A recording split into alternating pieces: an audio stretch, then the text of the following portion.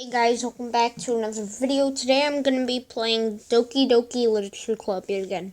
Also, make sure to go subscribe to Bearzo1_YT and my second channel, Glassman Short. So yeah, let's go. It's the day of the festival. Of all days, I expected this to be the one where I'd be walking to school with Sayori. Also, sorry there's no music, it's just at this point it doesn't have music. But Sayori isn't answering her phone. I considered going to her house to wake her up, but decided it's a little too much. Meanwhile, the preparations for the event should be nearly complete. I managed to carry all the cupcakes myself by carefully stacking 2 trays. Natsuki is already texting up a storm, but I can't respond thanks to my hands being full. Funnily enough, I probably feel the same way as Natsuki about the event. I'm more excited for it to be over so I can spend time with Sayori and Natsuki at the festival. But knowing Monica, I'm sure the event will be great too. Glassman, you're the first one here. Notice how there's no music. Thanks for being early. That's funny, I thought at least Yuri would be here by now. Monica is placing little booklets on each of the desks in the classroom. They must be the ones she prepared that have all the poems we're performing. In the end, I found a random poem online that I thought Monica would like and submitted it.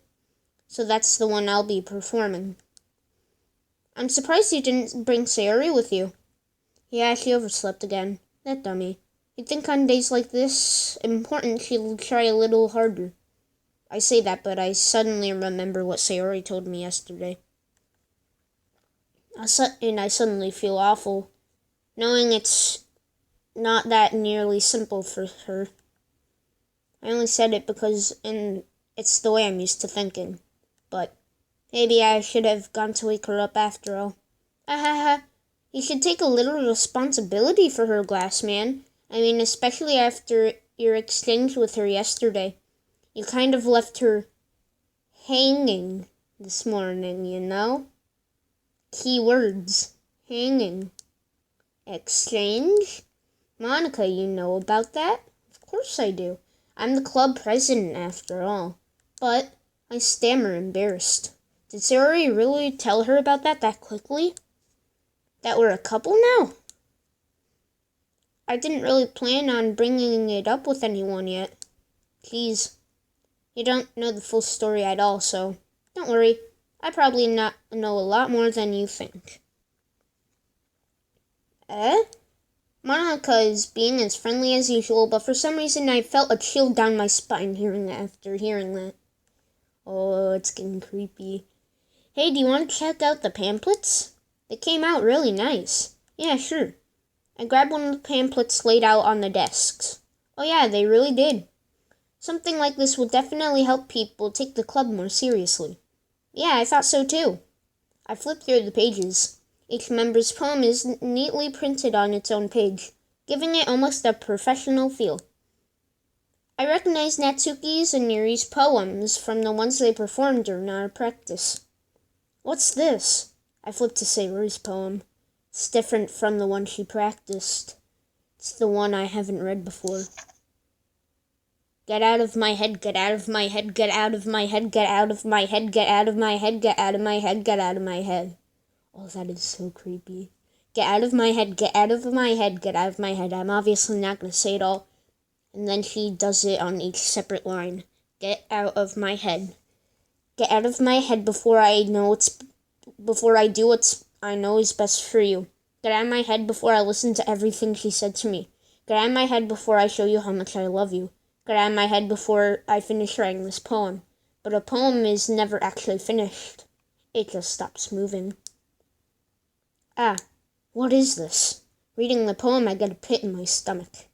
Glassman, what's wrong? Nothing. This poem feels completely different from everything else Sayori has written.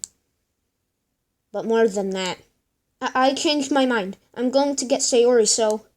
well, alright. Try not to take too long, okay? I quickly leave the classroom. Don't strain yourself. Monica Monica calls out after me. I quicken my pace. Uh-oh, this is not very good. What was I thinking? I should have tried a little bit harder for Sayori. It's not a big deal, at least I have to wait for her or help her wake up. Even the simple gesture of walking her to school makes her really happy. Besides, I told her yesterday that things will be the same as they always were. That's all she needs, and I want to give that to her. Uh-oh. I reach Sayori's house and knock on the door. I don't expect an answer since she's not picking up her phone either. Like yesterday, I opened the door and let myself in. Sayori? She really is a heavy sleeper. I swallow. I can't believe that I ended up doing this after all. Waking her up in her own house. That really is something a boyfriend would do, isn't it? In any case, just feels right. Outside Sayori's room, I knock on the door. Sayori, wake up, dummy. There's no response. I really didn't want to have to enter her room like this. It's kind of a breach of privacy. But she really leaves me no choice. I gently open the door. Sayori? Ah, God. Am I even allowed to show this on camera? Oh, God. Oh, no. An exception has occurred.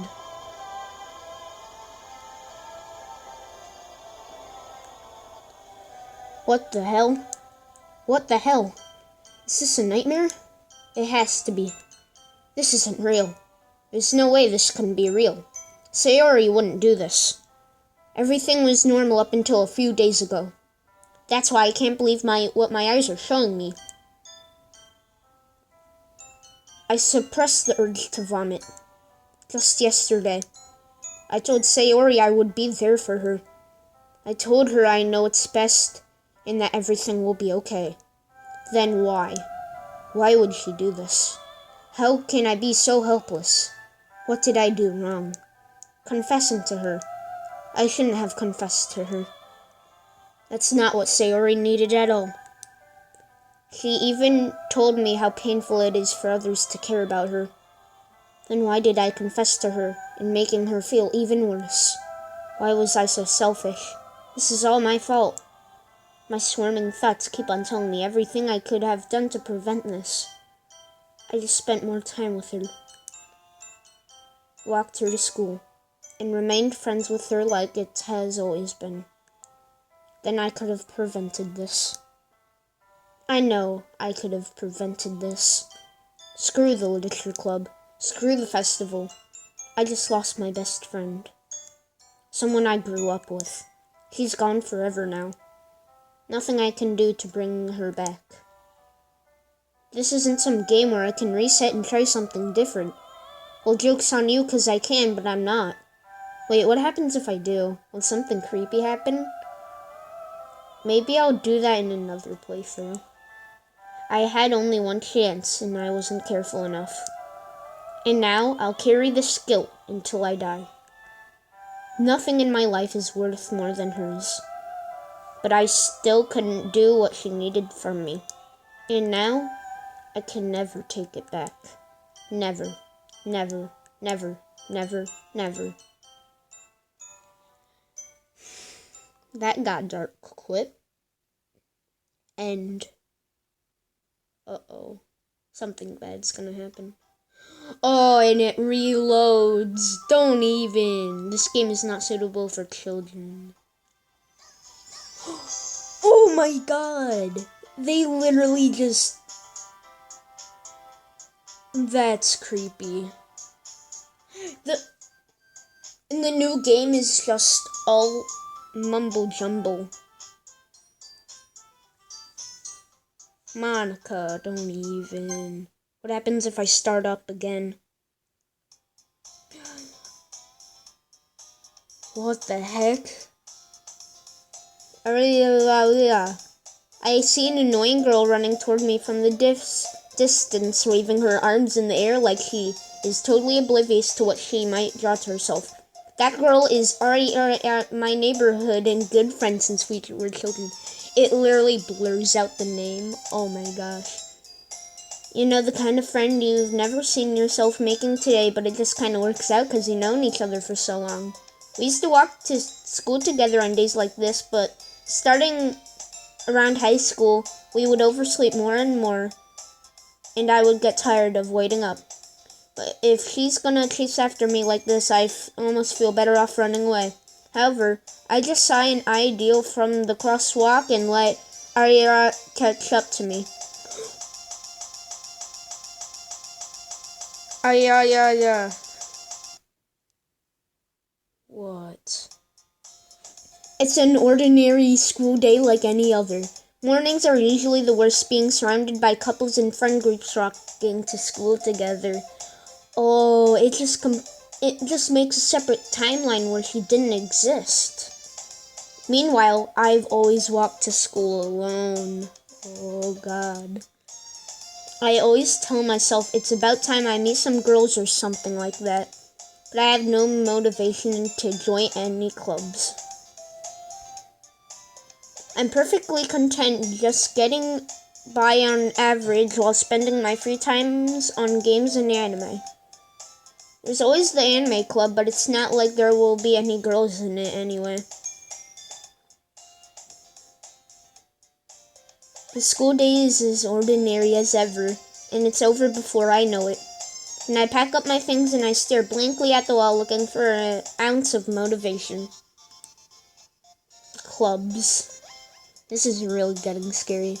There aren't really any that interest me. Besides, most of them are probably just be way too demanding of me to deal with. I guess I have no other choice but to start with the anime club. Glass Man? Oh God. Monica? Oh my goodness, I totally didn't expect to see you here. It's been a while, right? Ah, yeah, it has. Monica smiles sweetly. We do know each other well. We rarely talked, but we were in the same class last year. Monica was probably the most popular girl in class. Smart, beautiful, and athletic. Basically completely out of my league. So having her smile at me so genuinely feels a little... What did you come here today for anyway? Oh, I've just been looking for supplies for my club. Do you know if there's any construction paper? Or markers? Sorry. I guess you could check the closet. You're in debate club, right? Ahaha, about that. I quit the debate club. Really? You quit? Yeah. To be honest, I can't stand for all the politics around the major clubs. It's like nothing but arguing and the budget and publicity and how to prepare for the events. I'd much rather take something I personally enjoy and make something special out of it. In that case, what club did you join? Actually, I'm starting a new one. A literature club. Oh, I love how it glitched there. Literature? This sounds kind of dull. How many members do you have so far? It's kind of embarrassing, but there's only 3 of us so far. It's really hard for me to find new members for something that sounds so boring. Well, I can see that. But it's not boring at all, you know? Literature can be anything. Reading, writing, poetry. I mean, one of my members even keeps her manga in the collection in the club room. Wait, what happens if I go back to one of my saves? It deleted all the save files. That is so creepy. Might as well save anyway. I mean, one of my members even Alright, we already read that. Wait, really? Yeah, it's kind of funny, right? She always insists on manga as literature, too. I mean, she's not wrong, I guess. And besides, a member is a member, right? Did Monica just say, she? Hey, Glassman. By any chance, are you still looking for a club to join? I mean, I guess so, but in that case, is there any chance you could do me a big favor? I won't ask you to join, but if you could at the very least visit the club, it would make me really happy. Please. Well, I guess I have no reason to refuse. And besides, how could I ever refuse someone like Monica? Sure, I guess I'll check it out. Yeah, awesome. You're really sweet, glass man. You know that? It's nothing, really. Shall we go, then?